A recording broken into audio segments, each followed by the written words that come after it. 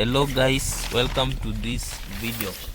In this video of administrative law, we are going to look at yet another case law. So the participants of this case law are Schechter, Poultry, and the United States Supreme Court. This case law took place in 1935.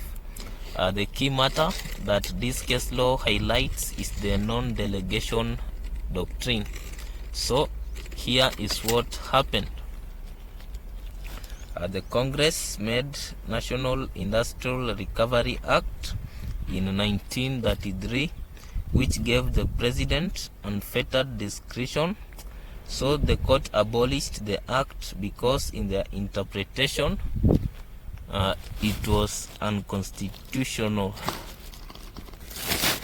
The National Industrial Discovery Act gave the president authority to approve codes of fair competition, and violation thereof was made punishable.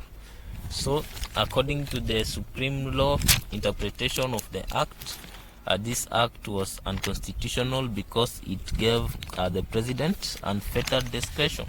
So Code 3 of the National Recovery Act was unconstitutional according to Supreme Court. Separation of powers doctrine was violated by the Congress by giving the president unfettered discretion. The poultry farm was accused of unfair practices, including unfair treatment of workers and selling sick chicken. So this case is very significant in administrative law because it highlights the non-delegation doctrine.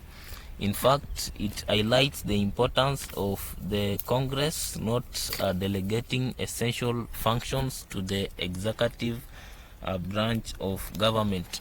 Thank you for watching this video. Like, share, and subscribe.